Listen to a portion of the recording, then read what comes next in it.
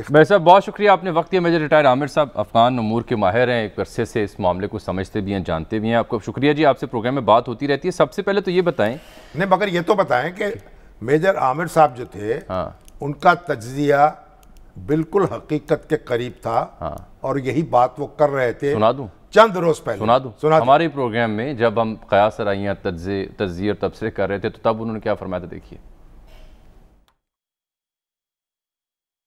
बुनियादी बात यह है कि जो दो मुतहारिफ फरीक है, एक तरफ तालिबानी और एक तरफ अफगानिस्तान की, तो कोई मैच नहीं। अशरफ गनी सारी उम्र अमेरिका में रहा था, प्रोफेसर था, वहां से आ गया, इंस्टॉल हो गया। ये मिसालों से दुनिया भरी पड़ी है, इस तरह के मिसालों से। ठीक, कोई रूट्स नहीं है, कोई कबीला नहीं है। तालिबान हर गांव के हर मोहल्ले में मौजूद हैं। उनके पीछे एक सफ खड़ी होती है, दो सफ़े खड़ी होती है, वो उस मिट्टी के हैं वहां से। दूसरा, अफगानिस्तान की तारीख है कि इन्वेडर के खिलाफ वो लड़ते हैं। अगर कोई लड़ता भी नहीं है तो दिल में नफरत करता है। मैं आपको फ्रेंकली बताऊं, हामिद करज़ई के दिल में भी अमेरिका के खिलाफ नफरत है, और अशरफ गनी को बीच में से निकलना पड़ेगा, तब वहाँ पे कोई मुफाहमत होगी, कोई मुसालियत होगी।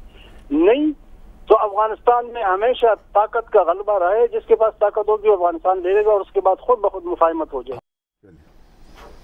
ये मैसर आपने फरमाया था और यही हुआ। अशरफ गनी फरार हो गए, रेत की दीवार साबित हुआ सारा जो बंदोबस्त था 20 सालों का। इसकी बुनियादी 2-3 वजूहात क्या आपको समझ आई हैं? इसकी बुनियादी वजह तो एक जो तारीख़ी अमल का एक तसलसल जो मैंने बयान किया था इंडोनेशिया से चिली तक और वियतनाम तक, वो है। दूसरा,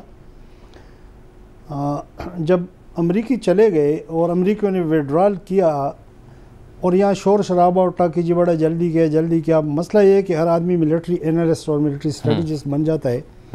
विड्रॉल बाय इटसेल्फ एक ऑपरेशन है, मिलिट्री ऑपरेशन है, और विड्रॉल कभी सक्सेस भी होता है और फेलियर भी होता है। जनरल रोमेल विड्रॉल की हवाले से आज दुनिया में जाना जाता है।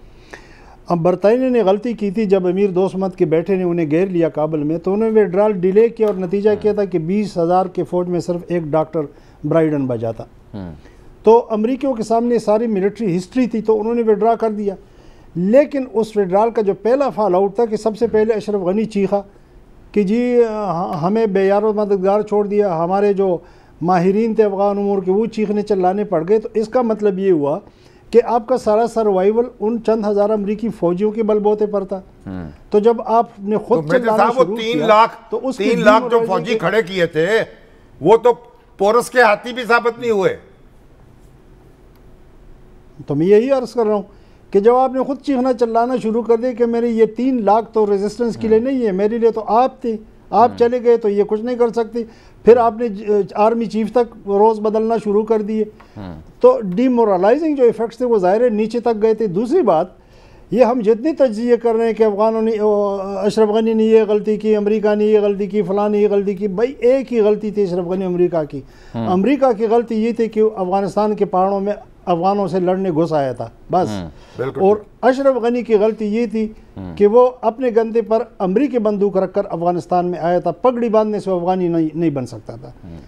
बात यह है कि उनके पास एक जज्बा था, उनके पास एक डिफाइंड ऑब्जेक्टिव था तालिबान के पास, उनका मोराल बड़ा हाई था। और सबसे बड़ी बात ये कि वो ये उनकी ईमान और अकीदे का हिस्सा था, वो अपने अल्लाह पे भरोसा कर रहे थे। तो ये तमाम चीज़ें दूसरी तरफ नापीद थी, नज़र ही नहीं आ रही थी। और मैंने कहा कि उसका सबूत ये था कि जो ही चंद हज़ार अमरीकी फ़ौजी निकल गए, उन्होंने चिल्लाना शुरू कर दिया। उन्होंने चिल्लाना शुरू किया, हम तो सर्वाइव नहीं कर सकते, हम तो रह गए, तो फिर ये अंजाम तो होना था। मेरे साहब क्या समझ आई आपको? आप भी पहले इन्हीं बातों का पता दे रहे थे, तो अब हुकूमत कैसी वहाँ पे आती दिखाई देती है आपको? कैसे चलेगी आगे ये निज़ाम काबुल का, आपको क्या समझ आई? देखें, ये जो मुज़ाकरात थे और पहले जो सूरत हाल थी वो तो अब ख़त्म हो चुकी है। अब तो देखें ना, जो फ़रीक थे अब्दुल्ला हामिद करज़ई और हिकमत, उन्होंने ख़ुद एक कोऑर्डिनेशन कौंसिल बनाई थी कि हमने जी उनको इक़्तिदार पीसफुली मुंतकिल करना है। हाँ। तो वो बात तो ख़त्म हो चुकी है। अब मसला है कि भाई अफ़गानिस्तान में तालिबान अब पूरे कंट्रोल में, पूरा अफ़गानिस्तान उनके कंट्रोल में है। अभी तक उनके इक़दामात भी जो है ना वो बड़े तसल्ली बख्श हैं। दुनिया को भी कोई ऐसे एतराज़ का मौका नहीं दिया उन्होंने, और लोगों को भी नहीं दिया।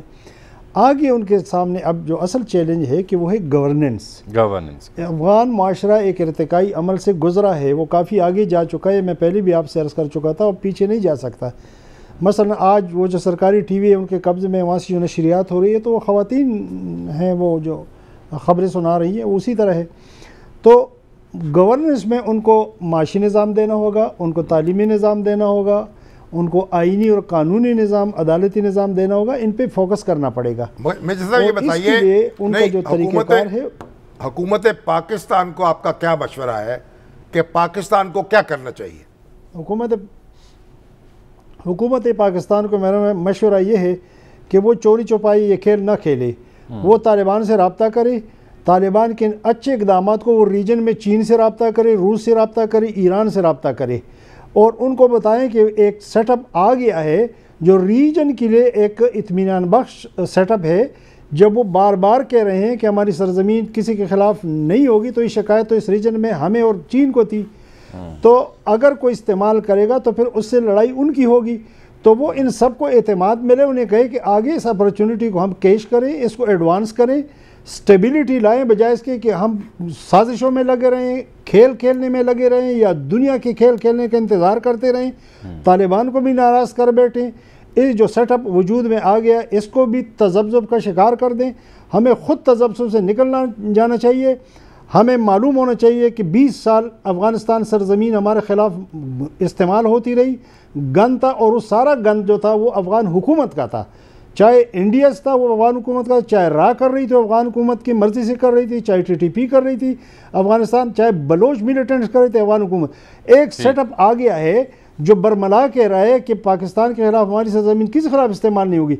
तो हुकूमत पाकिस्तान को एक कोर्स ऑफ एक्शन अडॉप्ट करना चाहिए कि आए और हम दुनिया से बात करें, हम पहले रीजन के मुल्कों से बात करें कि आए इसमें क्या। साहब आपके तज़किये का, शामी साहब, तमाम तर अंदाज़ों के बरअक्स जो मैक्सिमम या मिनिमम अंदाज़ा था सितंबर का था कि फिर ये किसी हद तक पेशकदमी कर पाएंगे, ख़ुद अमेरिका मान रहा है कि हमारे अंदाज़ों के बरअक्स बहुत जल्दी, बहुत तेज़ी से सूरत हाल यहाँ पहुँची।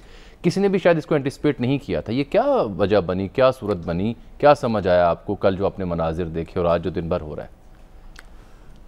देखें, जो कुछ हुआ है और जिस तरह से हुआ है, खुद तालिबान को यकीन नहीं आ रहा, खुद उनको यकीन नहीं आ रहा। मुल्ला अब्दुल गनी बरादर ने ये कहा कि हम भी तवक्को नहीं कर रहे थे कि इतनी जल्दी ये सब बिसात लपेट दी जाएगी। और आप ये देखें, सिर्फ इसी पर मुनहसर नहीं है। जब सोवियत यूनियन जो है वो मुंतशिर हो रहा था, तो किसी जो अमेरिकन इंटेलिजेंस अदारे ने ये पेशगोई नहीं की थी कि सोवियत यूनियन जो है इतने बड़े क्राइसिस में मुब्तला हो जाएगा। तो ये भी, और जब बांग्लादेश बन रहा था तो खुद भारत में ये अंदाज़ा नहीं था कि इस तरीके से पाकिस्तानी फ़ौज जो है वो पीछे हट जाएगी और मुकाबला नहीं कर पाएगी। तो भारतीय अज़ाइम जो हैं वो पूरे हो जाएंगे।